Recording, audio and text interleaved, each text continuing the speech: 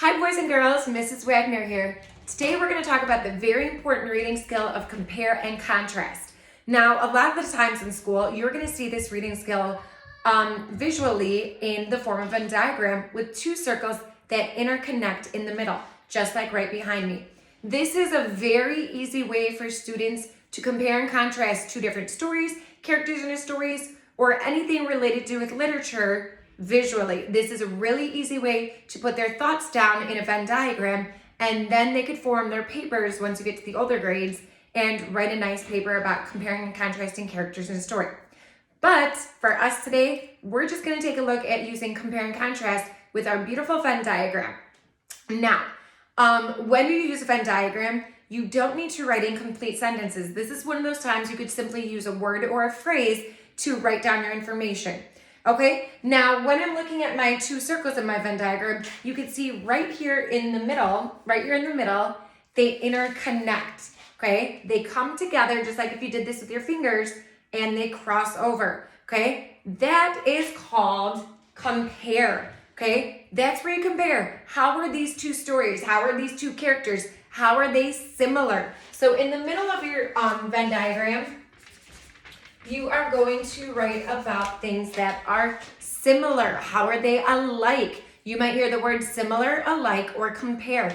Now on the two outside circles is when you would contrast or tell me how they are different. Okay? You're going to be comparing or contrasting two different things, sometimes maybe even three, where you would have a third circle at the bottom. But for now, we're just going to look at comparing and contrasting two different things. Okay, so like I said, the outside circles are going to be how are they different. The inside is how it's going to be similar or alike or the same. Now, for practice, before we start talking about stories, let's take a look at two items we are very familiar with to compare and contrast. Now, you could compare and contrast people, like myself and yourself. How are we alike? How are we different? You could compare and contrast people you live with, mom and dad, grandma, grandpa, cousins, aunts, uncles. You could compare and contrast animals, foods, really anything. The sky's the limit. But for today, I chose two things we're very familiar with. I have this nice purple skinny marker, and I have this nice pointy purple crayon. So we are going to talk about how are they similar or how are they alike and how are they different, because they really are different. And we're going to practice using our Venn diagram. After this, I'm going to show you how we compare and contrast literary texts, so books you might see in school, because when you practice this skill this week, you're going to have to do it with using your books, okay? So let's take a look. We're going to talk about this purple marker and this purple crayon. Now, if we were doing this in school, of course, you guys would be there to help me. So I'm going to help you guys. So, how are they alike? How are they different? Well, big difference. One's a crayon and one's a marker. So whatever you do to one side on your Venn diagram, you want to do to the other side, so they kind of balance each other out so they're equal. So maybe over here I'm going to say, well, one is definitely a crayon. That's the obvious. Then the obvious is one's a marker. Okay? How are they similar? Well, duh, that's pretty obvious too. They're both the color purple. So then I would go in the middle and I would write purple. So like I said, the cool thing about Venn diagrams is you don't need to write complete sentences. It could just be a word or a phrase, which is just a couple words. So this is just to get down all of your ideas, okay? How else are they different? Well, one is made out of wax. My crayon, I know, is made out of wax. My marker is made out of ink, okay? So that's another difference. So my crayon, it's made from wax. It's waxy. My other one, it's ink. Another difference, well, I could just look at the size. The crayon is much smaller than the marker. So I might say, remember, what I do to one side, I need to do to the other side as well. So I might say the crayon, well, it's kind of shorter. The marker is significantly longer. Look at this. And usually our markers are much longer than our crayons. And let's practice one more difference. Let's contrast them, tell them how they're different. Well, my crayon, I could definitely sharpen, okay? When it runs out, I could sharpen it. If it breaks, I could sharpen it and still use it. My marker, it has a cap. Ooh, that's another difference. One has a cap, one doesn't.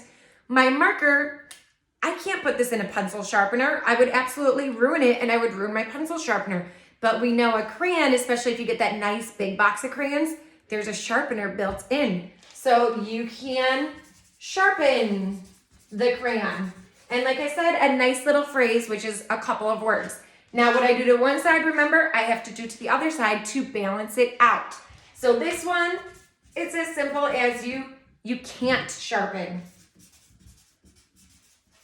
Okay, let's go back to the middle because we only have one similarity, that they're colors. Now, sometimes, oh, I could look at the brand, and both of these are made by Crayola. So if they were two different brands, that could be a difference too. That's how I contrast.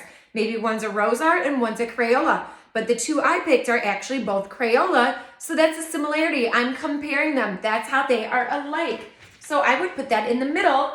They're both made by Crayola. They're both purple. They both do the same job. You're used to write or to color with them.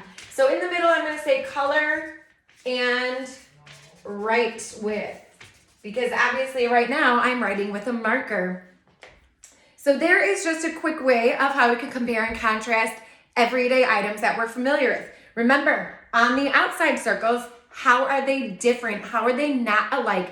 We call that word contrast. We're contrasting. Well, this one's wax, this one is not wax. And then on the middle, you're comparing. You're telling me, how are they similar? How are they alike? How are they the same? So really quickly, I'm going to show you how we compare and contrast using literary text, because that's what you're going to practice this week. Okay, let me just pull this down. And right behind us, I have another poster with my not so pretty even circles. And I have the two texts that I'm going to compare and contrast right there on my paper. Some of you definitely might be familiar with this story, this series. I know they definitely made this one into a movie a couple years ago.